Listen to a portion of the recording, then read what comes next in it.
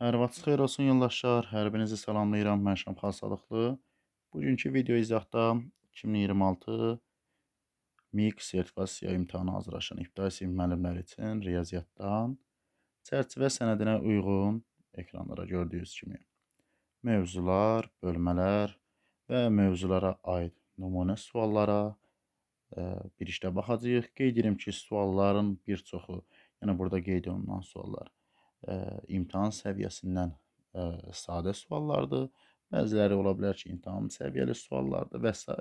Sadəcə burada sualları göstərməkdən məqsəd mövzunu, bölməni tam anlamağımıza görədir. Yəni sualların izaha verilməyəcək, sadəcə göstərir ki, bu bölmələrə aid suallar ola bilər. Əsasda nəyi yadda saxlayaq? Bəzən elə sual olar ki, yəni bir sual olar ki, həmin sualın içində yəni bir neçə mövzu yerləşə bilər. Tutaq ki, sual verilə bilər, sualın içində həm biz kəsrləri bilməliyik, həm yaş məsələsini bilməliyik, həm tənlik qurmağı və s. Yəni sualın içində bunların hamısı yerləşə bilər. Çünki biz çərçivə sənədində olan mövzulara baxsaq, mövzular məsələn 30-40 arası belə mövzu var. Amma məsələn MİQ imtahanında tutaq ki, belə deyək, ümumi 20 sual olur. Sertifikasiya imtahanında 2027-ci il, 2026-2027-də daxil olmaqla 25 sual olacaq. Çox güman ki, 2028-ci ildən artıq 20 sual olacaq. Yəni mövzuların sayı sualların sayından daha çox. Ona görə bəzi suallarda dediyim kimi bir neçə mövzu ola bilər. Yəni hər hansı bir tutaq ki, məsələ verər, sual verər. Sualın içində biz həm tutaq ki, qalıqlı bölməni bilməliyik, həm də tənlik qurmanı bilməliyik, həm də məsələn tutaq ki, belə deyək, yuvarlaşdırmanı bilməliyik. Burada sadəcə suallar sırf nə üçün qeyd olunub? Mövzunun nədən ibarət olduğunu tam bilmək üçün. İndi baxaq. Birinci deməli bölməmiz olur ədədlər və əməllər. Ədəd və ədədlər və əməllərdə nə var? Ədəd anlayışı, ədədin strukturu, ədədlər arasında münasibətlər. Məsələn, bu tip suallar verə bilər. 7, 0, 3, 5 rəqəmlərindən istifadə etməklə, bir də sənə bunu geri qaytaram, istifadə etməklə rəqəmləri təkrarlanmayan ən böyük ədəd, ən böyük tək ədədi tapın və yaxud da suallar belə ola bilər. Ən böyük tək ədədlə ən kiçik tutaq ki, cüt ədədin cəmini tapın, fərqini tapın, hasilini tapın və s. Yəni şərtlər müxtəlif ola bilər. Sadəcə biz bilməliyik ki, ədədin anlayışı və strukturu deyəndə bu formada suallar düşmüş ola bilər. Və məsələn, sualı artıq yazanda tutaq ki, rəqəmlər təkrarlanmayan ən böyük tək ədəd tapın. Demək, sonu tək ədədləri bilməliyik ki, 1, 3, 5, 7, 9 ilə bitməlidir. Tək ədəd olması üçün və ən böyük olması üçün sonunda mütləq neçə yazmalıyıq? Bunların içində ən kiçik tək ədəd 3-dür, sonu 3 olmalıdır. Ən böyük olsun deyə mən məsələn 7 ilə başlamalıdır. Sonra 5, sonra da 0 yazmalıyıq və s. və ilə axır. Qeyd etdiyim kimi müxtəlif suallar ola bilər. Sadəcə burada sadə suallar yazmışıq ki, tam aydın olsun. İkinci deməli mövzu gəlir. Mərtəbə, sinif anlayışı.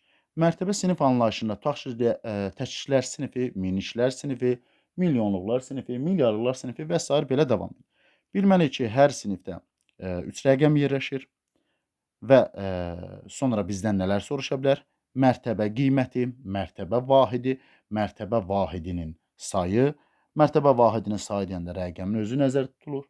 Mərtəbə vahidi deyəndə isə təklikdirsə 1, onluqdursa 10, yüzlükdürsə 100 və s. Mərtəbə qiyməti deyəndə isə məsələn, tutaq ki, buradakı ədədlərin məsələn 789-un yüzlüyündə duran rəqəmin mərtəbə qiyməti soruşursa 700 deyirik, onluğunda duran deyəndə 80 deyirik və s. Neçə minlik, neçə onluq, neçə təklik var deyəndə, təklik deyəndə ədədin özü, onluq deyəndə axırıncı bir rəqəmi silirik, yüzlük deyəndə 2 rəqəmi. Bu sualda məsələn bizə deyir ki, neçə minlik var. Minliyin arxasında 3 rəqəm olduğuna görə minə tam böləndə 3 rəqəmi silirik və deyirik ki, məsələn 452 minlik var. Təbii ki, bu məsələləri şərti biraz daha belə deyək də, böyük və ya müxtəlif formalarda, sual formasında verə bilər. Sonra deməli mövzu gəlir. Çox rəqəmli ədədlərin yazışı, mərtəbə qiymətinin müəyyən edilməsi, mərtəbə toplamlarının cəmi şəklində. Mərtəbə toplananların cəmi şəklində də tutaq ki, bizə bir ədəd verər. Məsələn, 5412. Mərtəbə toplananların cəmi şəklində biz bunu 5000 üzərinə gəl 400 üzərinə gəl 12 şəklində yaza bilərik. Və yaxud da ədədin yazışında söz formasında verər. Necə ki, burada da qeyd olunduğu kimi. Burada qeyd edib ki, 502.063 ədədini rəqəmlərlə ifadə edin. Sonra mərtəbə toplananları cəmi şəklində göstərin. Yəni, gördüyünüz kimi artıq 2 dənə mövzu artıq burada yerləşir. Yəni, ədədin həm rəqəmlərlə yazılışıdır, həm də mərtəbə toplananları cəmi şəklində göstərilməsidir. Sonra 502.063. Bunu da qeyd edək burada. Məsələn, yazanda biz bunu yazarıq. 502.063 yazıb 63. Formada yazanda da yazırsınız ki, 500.000 üzərinə gəlsin deməli 2000, üzərinə gəlsin 60, üzərinə gəlsin 3 şəklində. Və suallar qeyd etdiyimiz kimi müxtəlif cür ola bilər. Sonra mövzu gəlir adi kəsrlər, adi kəsrlər müqayisəsi, adi kəsrlərin ixtisarı. Adi kəsrlər verə bilər, düzgün kəsrlər, düzgün olmayan kəsrlər və yaxud da kəsrlərə aid hər hansısa bir sual verə bilər. Necə ki, məsələn, burada adi kəsrə aid yazıb ki, sürəti 12 olan qeyd olunub. Sürəti 12 olan neçə düzgün olmayan kəsir var? Düzgün olmayan kəsirin sürəti hər zaman məxrəcindən böyük olur. Yəni, neçə dənə var? Elə 12 ədəd. Yəni, bunlar da hansıdır? 1-də 12, 2-də 12, 3-də 12 və sonuncusu da, burada qeyd edirik. Tutaq ki, 1-də 12, sonra 2-də 12 və belə-belə davam edir. Sonuncusu da 12-də 12. Düzgün olmayan kəsirlərin sayını soruşa bilər. Və yaxud da düzgün olmayan kəsirlərə aid və yaxud da düzgün olan kəsirə aid hər hansısa bir suallar verə bilər müxtəlif formada. Bundan sonra müqayisələr gələ bilər. Məxrəcləri eyni olan kəsirlərin müqayisəsi gələ bilər. Sonra məxrəcləri müxtəlif olan kəsirlərin də müqayisəsi gələ bilər və yaxud da sürətləri eyni olan kəsirlərin müqayisəsi gələ bilər. Məxrəcləri eyni olan kəsirlərdə biz demişdik ki, sürəti böyük olan böyük, kiçik olan kiçik. Məsələn, tutaq ki, belə deyək, 4-də 3, burada qeyd edək. Məsələn, 4-də 3 kiçikdir 5-də, məsələn deyək, tutaq ki, 7-dən. Həm məxrəci, həm sürəti fərqli olsun da. Bunları müqayisə edəndə tutaq ki, çarpaz şəkildə vura bilərsiniz. 5 üçün 15, məsələn, çarpaz şəkildə vuranda və 7 4-ün 28. Deməli, 15 kiçikdir 28-dən bəli. Və yaxud da məxrəcləri eyni olan kəsirlərdə, məsələn, yaza bilərik ki, 4-də 3, burada yazaq tutaq ki, məsələn, 4-də 7. Məxrəcləri eyni olan kəsirlərdə sürəti böyük olan böyük, kiçik olan kiçik. Amma sürətləri eyni olan kəsirdə, məsələn, yazıram ki, 13-də 7, bir də yazıram məsələn 9-da 7. Sürətləri eyni olan kəsirdə isə məxrəci böyük olan kiçik, məxrəci kiçik olan isə əksinə nə olmuş olur? Böyük olmuş olur. Sonra davam edək, hansı mövzular ola bilər? Sonraki mövzular gəlir ki, qarışıq ədədlər. Qarışıq ədədlər deyəndə, yəni kəsirlər verə bilər. Tutaq ki, məsələn deyək, 2,4-də 3. Bunu saat məsələsində də, uzunluqda da, kütlədə və s. bu formada verə bilər. Qarışıq ədəd deyəndə biz əsas nəyi nəzərdə tutmalıyıq? Sürəti məxrəcindən böyük olan kəsirlərin tam və kəsr formasında göstərilməsi. Yəni 2,4-də 3, məsələn 7,8-də 5 və s. qarışıq kəsrlər deyəndə bunları nəzərdə tutmuş olur. Qarışıq ədədi göstərər və yaxud da bir ədəd verər. Tutaq ki, məsələn deyək, 3-də məsələn 25. Ümumi bir məsələ verər, sonra deyər ki, bunun tam hissəsini tapın. 25-i burada 3-ə böləliyik. Məsələn, biz buna deyərək ki, 8,3-də 1 kimi. Tam hissəsi burada görürük ki, 8-dir. Yəni, sual müxtəlif ola bilər. Sadəcə qeyd etdiyim kimi, biz burada sadə formasını göstəririk. Yəni, qarışıq ədədlər, qarışıq ədədlərin müqayisəsinə də aid nümunə dedik. Ondan sonra gəlir deməli, onluq kəsirlərin müqayisəsi, toplanması, çıxılması. Və bu mövzu haqqında da YouTube kanalımızda geniş izah var. YouTube kanalımızdan da həmin mövzunun izahına və nümunə suallara baxa bilər. Onluq kəsirin adi kəsirə çevrilməsi, adi kəsirin tutaq ki, əksinə onluq kəsirə çevrilməsi, toplanması, çıxılması və s. Tutaq ki, sual verər ki, məsələn, 2,4-də 1 üstə gəlsin 0,75 və s. Yəni, böyük bir Bölüş demək tam, yəni göz qorxutmaq kimi olmasın.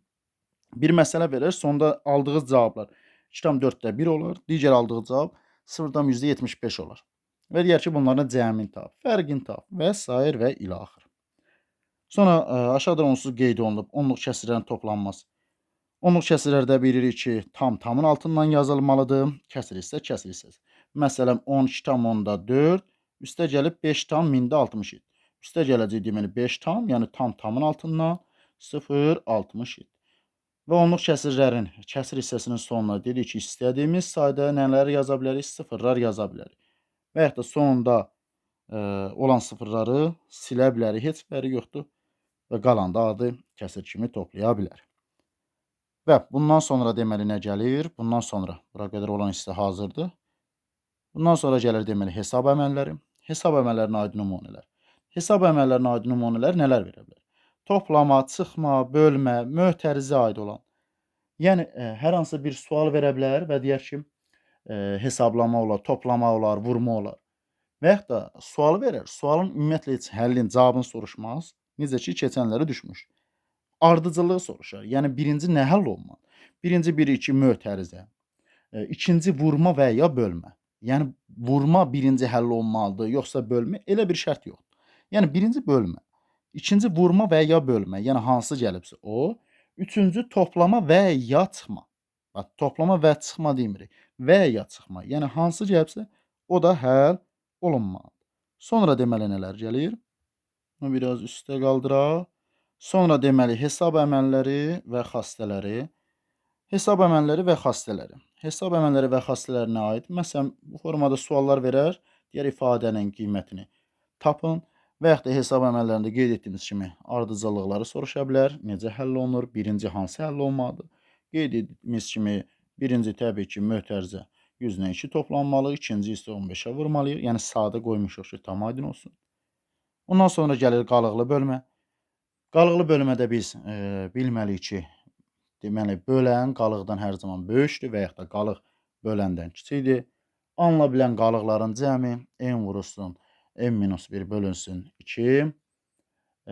Sonra ən kiçik qalığı, ən böyük qalığı və s. Və ona aid sualda burada onsuz qeyd olunub. Ədədi 14-ü böldükdə alına bilən qalıqların cəmi. Yəni 14 vur 13 bölü 2 və s. Çünki bir ədədi 14-ə böldüksə qalıq nələr qala bilər? 1 qalar, 2 qalar və ta ki 13-ə qədər bu ədədlər qala bilər. Sonra gəlir təxmin etmə və hesablama. Təxmin etmə deyəndə artıq nəyi nəzərdə tutur?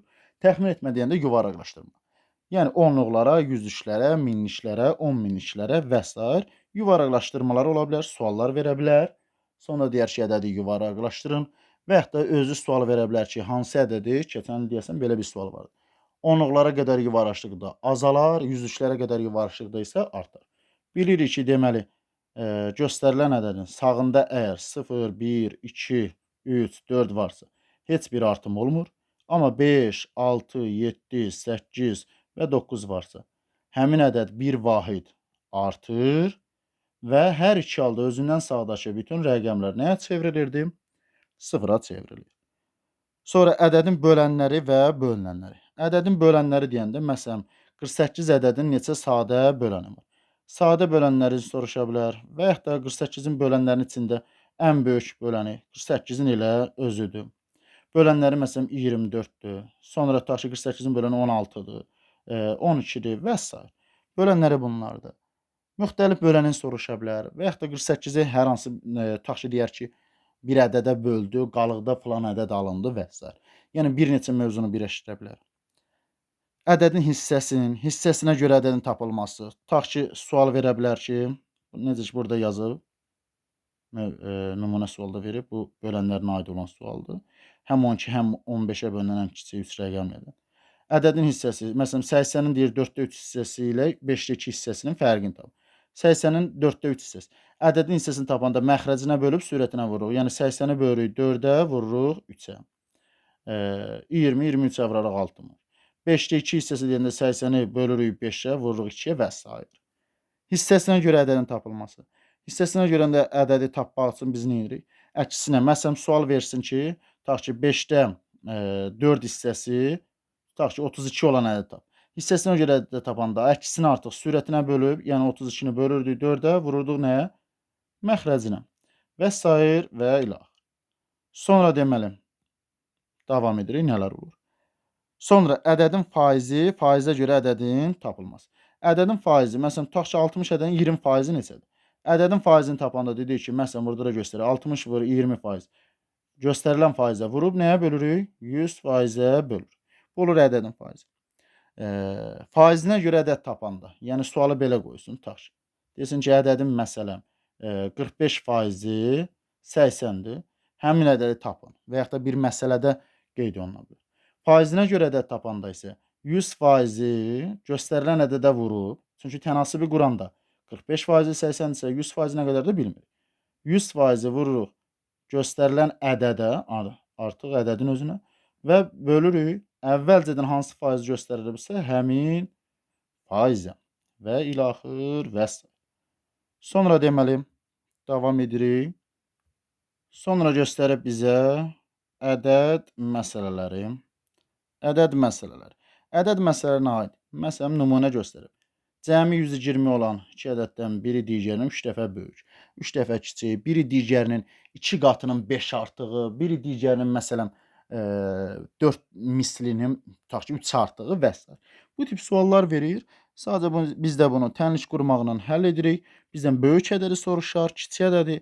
Bəzən də məsələlərdə artıq son vaxt, belə deyək, sonunda böyük ədədin rəqəmləri, cəmi rəqəmlər hasili, rəqəmlər fərqi və s. bu tip suallar qeyd oluna bilər. Sonra gəlir deməli yaş məsələləri. Yaş məsələlərində artıq bir çoxumuz bilirik. Yəni yaş məsələlərinə aid suallar həll olunur. Əsas burada yadda saxlayırıq ki, tənliş qurmaq və yaş fərqi heç vaxt dəyişmir. Bunları nəzərdə saxlayırıq. Tənlişləri qururuq. Sonra sürət məsələsi. Sürət məsələləri necə ola bilər? Qarşı-qarşıya sürət, yəni qarşı-qarşıya sürət. Sonra əks istiqamətli sürət məsələləri, eyni istiqamətli sürət məsələləri və əsas da daha doğrusu bildiyimiz lazım olan kater məsələləri var. Kater məsələləri qarşı-qarşıya, qeyd etdiyimiz kimi qarşı-qarşıya, əks istiqamətli, eyni istiqamətli bu sürət məsələlərini bilməliyik. Sonra qeyd oluna bilər kəsr məsələləri. Kəsr məsələsində əvvəlcən onsuz qeyd etdik. Məsələ verir, məsələdə kəsr məsələsinə aid bir nümunə qeyd olunub ki, burada da görürük. 5-2 hissəsini oxudu. Bu da bir növ elə əvvəlki mövzuya dayanır. Hissəsinə görə ədədin tapılması, ədədin hissəsi tapılması. Eyni həmin şeydir. Necə ki, burada nümunə göstərib, 5-2 hissəsini oxuyub, 30 səhifə qalıbdır. Neçə səhifədir və s. Ondan sonra qeyd olunub deməli nələr? İş məsələləri. Məsələn, burada da qeyd olunub. Burada nəyə yadda saxlamaq? Zamanla işçi bir-birinə tərs mütənasibdir. Tutaq ki, məsələn, sual verə bilər. Burada nə yazıb? Bir usta işi 6 saata, digəri 12 saata bitirir. İkisi bir işdə neçə saata? Kəsir formasında yaza bilərsiniz. Yəni 6-da 1, burada qeyd. 6-da 1 üstəgəl 12-də 1 bərabərdir x-da 1. Belə həll edə bilərsiniz. Və yaxud da xəyali ədədinə, ikisinə də bölünən ədədi 12-də 12 götürə bilərsiniz. Və yaxud da hasillərin 6 vur 12-yə, hasillərin cəmini 6 üstəgəl 12-yə bölə bilərsiniz. Bu formada həll oluna bilər. Sonra işçi ilə zaman yadda saxlayaq ki, bir-birindən tərs mütənasibdir. Necə? Məsələn, tutaq ki, deyir ki, 5 işçi yaza bura, işçi bir işi 10 saata görür, 2 işçi neçə saata görür? İşçi ilə zaman, bura qeyd edirik zaman, tərs mütənasibdir. Tərs mütənasib olanda necə vurulur? Qarşı-qarşıya. Yəni 5 vur 10-a bərabərdir 2 vur x-a, yəni x-i buradan taparsın neçə? 25. Çünki işçilərin sayı azalırsa, tutaq ki, biz hər hansı bir iş görürük. Kimsə bizə köməyə gələndə, deməli, köməyə gəlirsə o işi daha tez bitirmiş sayılır. Yox, əgər bizlə işləyən insanlardan kimlərsə gedirsə, biz işi daha gec bitirərik. Çünki insanların sayı nə olur? Azalır. Tərs mütənasibdə qarşı-qarşıya vurulur, düz mütənasibdə deməli çarpaz şəkildə. Növbəti bölmə gəlir cəbir və funksiyalar. Cəbir və funksiyalarda deməli nələr qeyd olunur? Deməli birinci əməllər sırası. Əməllər sırasında bayaq da qeyd etdiyimiz kimi əməllər sırasına deyirik birinci mötərizə, yəni birinci mötərizə. Mötərizənin içində baxın, birinci nə həll olmalıdır? vurma və ya bölmə. İkinci, toplama və ya çıxma. Üçüncü, bölmə həll olunmalıdır burada. Dördüncü isə nə? Çıxma. İfadənin qiymətini də soruşa bilər. Və ya da keçən il sual düşmüşdü necə? Bu tip sual vermişdi və sualda nə soruşurdu? Bizdən soruşduğu isə bu idi ki, əməllər sırasında ardıcıllıq necə olmalı? Belə bir tip sual var. Sonra ədədi ifadələrin müqayisənin aparılması. Bu formada ədədlər verə bilər və yaxud da hər hansı bir bərabərsizlik verə bilər. Ala biləcəyi ən böyük ədədi, ən kiçik ədədi soruşar və yaxud da ən böyük ilə ən kiçik ədədin fərqi, cəmi, hasili və s. bu formada suallar verə bilər. Dəyişənin verilmiş ifadənin qiymətinin tapılması. Necə ki, məsələn, deyək ki, x bərabərdir 15, bərabərdir 3x 12 ifadəsinin qiymətini hesablayın. Bildiyimiz kimi MİQ imtahanda əsasən böyük ədədlər verirlər ki, biraz da nə olsun? Vaxtımızı almış olsun. Məsələn, yazır ki, A bərabərdir 8600 42-yə. Sonra yazır ki, A vurulsun 7 çıxılsın, məsələn, 4085. Bu ifadənin qiymətini tap və s. Yəni, böyük ədədlər verirlər ki, biraz belə deyə nə olsun? Vaxt aparan olsun. Onda da nə edirik? A-nın yerinə verilən qiyməti, yəni buradakı ifadəni yazıb, əməllər sırasına uyğun hesablamış oluruq. Növbəti mövzu gəlir tənlik. Tənlikdə də bu formada qeyd etdiyimiz kimi. Yəni, əsasən bizdə tənlik deyəndə bir dəyişənli tənlik düşür. Qapısı məsələlərinə aid məsələlər olanda isə 2 dəyişən. Tənliklər verə bilər. Tənlikləri verəndən sonra sual verə bilər ki, kökünə aid doğru variant hansıdır və yaxud da tənliyin verilmiş kökünə aid yanlış variant hansıdır. Kökü deyəndə də, tənliyin kökü deyəndə bizdə nəyi nəzərdə tutulur? Burada qeyd edirik, kökü. Yəni, nəyin kökü? Tənliyin kökü deyəndə, yəni x-in qiyməti, y-in qiyməti. Oradan dəyişən nə veribsə, onun qiyməti nəzərdə tutulur. Sonra bərabərsizlik verə bilər. Bərabərsizlikdə bu formada. Bərabərsizlik də qeyd etdiyimiz kimi adi tənlik kimi deyirik ki, həll edirik. Tənlik kimi həll edəndə kiçikdirsə, böyükdür, böyük bərabərdir, o şərtlərə baxır. Tutaq ki, burada bərabərliyi buradan silək, tamam olsun. Tutaq ki, 2 kiçikdir x-dan, x də kiçikdir 7-dən. Neçə natural ədəd ala bilər? Suala verə bilər ki, ala biləcəyi tək ədədlərin cəmi, ala biləcəyi tutaq ki, cüt ədədlərin hasili və s. Yəni, müxtəlif sual ola bilər. Bərabərsizlik də bu formada. Ki, burada qeyd olunan bütün bölmələr demək ki, izahları YouTube kanalımızda var. Burada da məsələn, x ala bilər 3-ü, 4-ü, 5-i, 6-nı və s. Bunların cəmin, fərqin, ən böyük, ən kiçik qiymətin soruşa bilər. Və növbəti bölməmiz gəlir həndəsə bölməsi. Həndəsə bölməsində yazıb ki, həndəsi fiqurların təsminatı. Həndəsi fiqurların təsminatını nəyə bilməli? Düz bucaqlının bucaqları neçə dərəcə? Qarşı tərəfləri bərabər olan fiqurlar, bütün bucaqları bərabər olan fiqurlar, bütün tərəfləri bərabər olan fiqurlar, qarşı bucaqları bərabər olan fiqurlar, sonra kvadratın tərəflərinin bütün hamısının bir-birinə bərabər olması və s. Üç bucağın daxili bucaqların cəmi və s. Yəni, ümumiyyətlə, fiqurlar haqqında anlayışlar olmalıdır. Necə ki, məsələn, burada sual nə verib? Hansı dörd-bucaqlının bütün tərəfləri bərabərdir, lakin bucaqları düz bucaq deyil? Söhbət hansı bucaqdan gedir? Təbii ki, burada deməli, rombdan gedə bilərmi? Bəli. Bütün dördbucağın bütün tərəfləri rombun da bütün tərəfləri bərabərdirmi? Bərabərdir. Amma bütün bucaqları düz bucaqdırmı? Xeyr. Amma desəydi ki, bütün bucaqlar düz bucaqdır, hə, biz onda deyərdik, məsələn deyirik, nə? Kvadrat. Yəni, təsminat deyəndə bunları bilməliyik. Bucaqların, tərəflərin, yəni ilkin anlayışlar. Sonra bucaq gəlir. Bucaqlar deyəndə biz nəyi bilməliyik? Açıq bucağı, kor bucağı, iti bucağı, düz bucağı. Məsələn, bilməliyik ki, açıq bucaq 180 dərəcə, kor bucaq 90 dərəcədən böyük, 180 dərəcədən kiçik. İti bucaq 90 dərəcədən kiçik olmadı. Tam bucaq 360 dərəcə. Və bucaqlara aid suallar verir. Bayaq qeyd etdiyimiz kimi, baxın, açıq bucağa aid sualdır, bucağa aid. Bir də burada nə var? 5-də 2 hissəsi.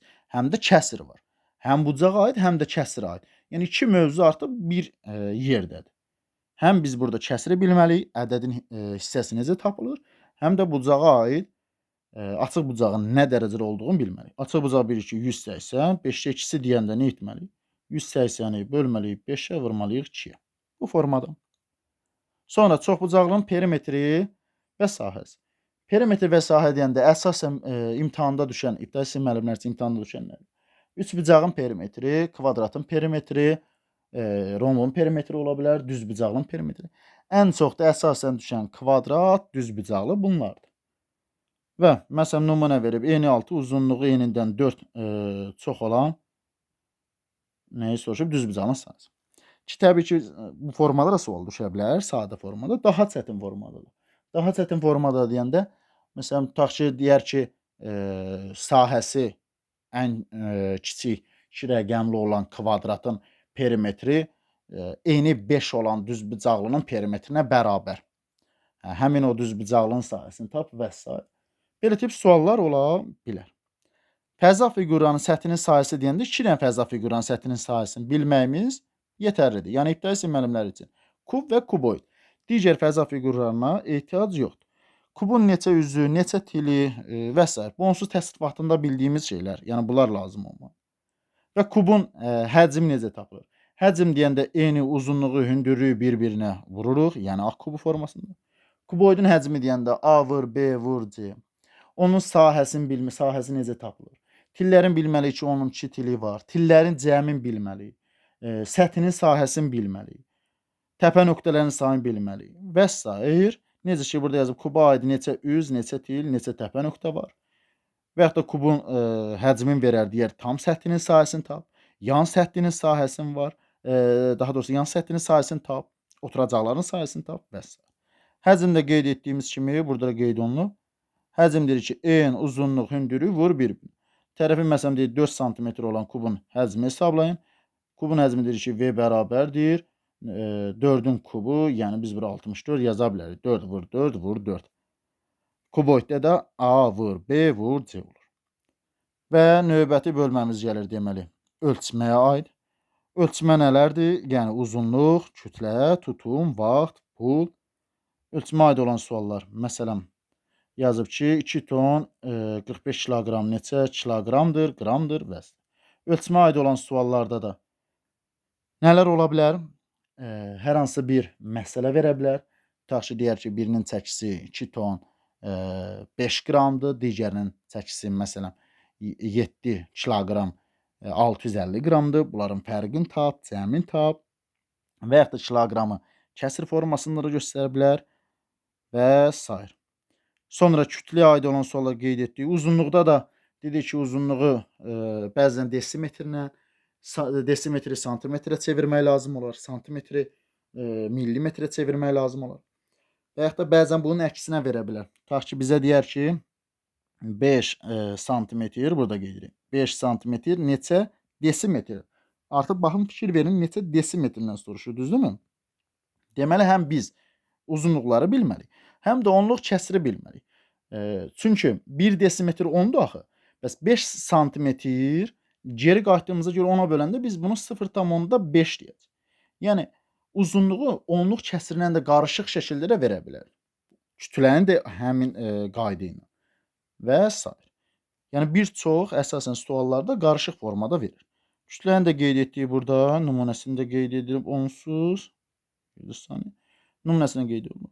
Vaxta aid sual, saat, dəqiqə, 1 saatın 60 dəqiqə, olmasın 1 dəqiqənin 60 saniyə. Bir həftənin 7 gün, 1 ilin 12 ay və s. Vaxta aid məsələ verə bilər. Oradan bizdə sonda saatın, dəqiqəsin, saniyəsin və s. soruşa bilər. Və yaxud da ümumiyyətlə hər hansı bir hesab əməli kimi vaxt verə bilər. Cəmin, fərqini soruşa bilər. Tutum da dedik ki, tutum ümumi həcmdən söhbət gedir. Necə ki, üstlərə qeyd etdik. Həcmini soruşa bilər, nə qədər tutur. Necə ki, keçən belə bir sual var. Tutaq ki, deyir ki, hər hansı bir qab vermişdi və qabı deyir ki, tili 5 santimetr olan kubuna 8 dəfəyə doldurdular, yoxsa 4 dəfəyə doldurdular. Belə bir tip sual vardı. Bu qədəsi boş qaldı və s. Yəni, bu tip suallarda verilə bilər. Sonra pula aid məsələlər, yaralı yerimiz. Pula aid məsələlərdə tutaq ki, hər hansı bir əşya alındı filan qiymətə, bu qədər xeyri oldu, bu qədər ziyanı oldu. Manat, qəpik qarışıq şəkildə verə bilər. Hətta müqayisə məsələlərində pulların belə müqayisəsi verilə bilər.